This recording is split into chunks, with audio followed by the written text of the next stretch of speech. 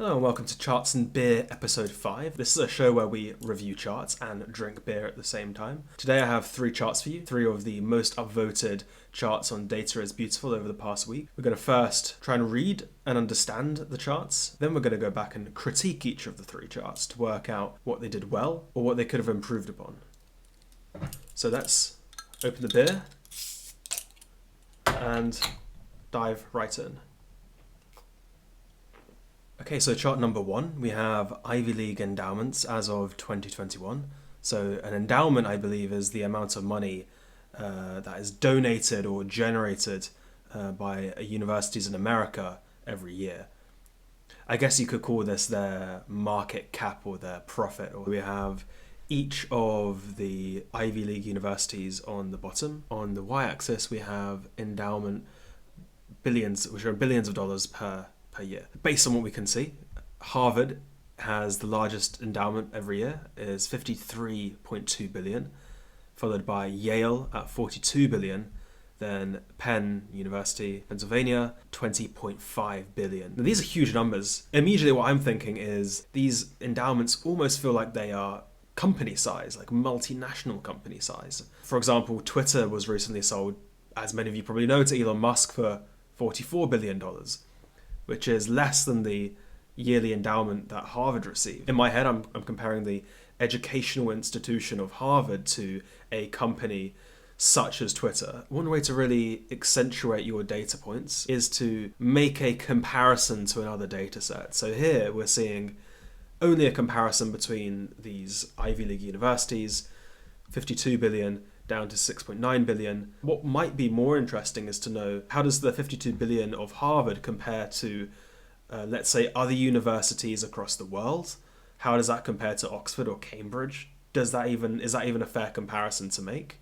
Or how about we compare Harvard to the market capitalization or the annual revenue of publicly listed companies in America? I want to know, how does Harvard stack up versus Apple or versus Amazon? I know those are trillion-dollar companies, but I want to know the context for that 53 billion. Our second chart today, which counties have more livestock than people. We have a map of the counties of the USA and they're coloured according to this legend at the top right here. This is an interesting way of displaying a legend. This is actually a Venn diagram.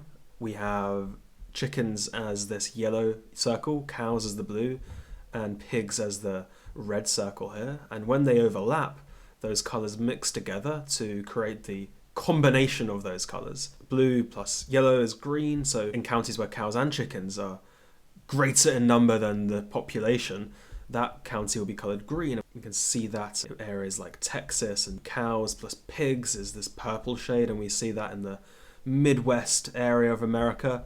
They have more cows and pigs than the population. Pigs and chickens creates this orange shade, and very few counties have more pigs and chickens. All 3 combined to make this dark grey colour here, and that seems to be only in a very few number of states. So we have, I'm not sure where that is up there, but they have more of all those animals than people.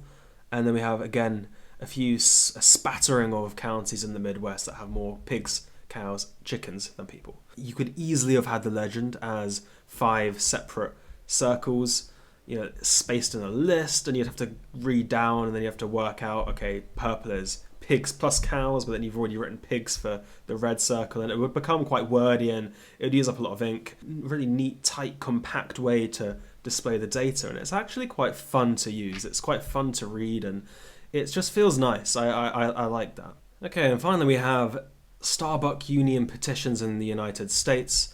So a very simple line chart here, essentially showing this relatively flat line from 2021 to 2022, and then at the start of 2022 the number of Starbucks petitions started increasing rapidly, almost exponentially.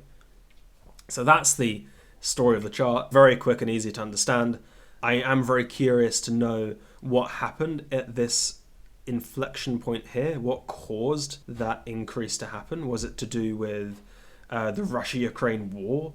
Although that happened in February, so that was sort of around here. So the petition number had already started to rise at that point. I'm not really sure what would have happened to trigger that off. Maybe some of you know. If you do, let me know in the comments. It'd be really interesting to hear.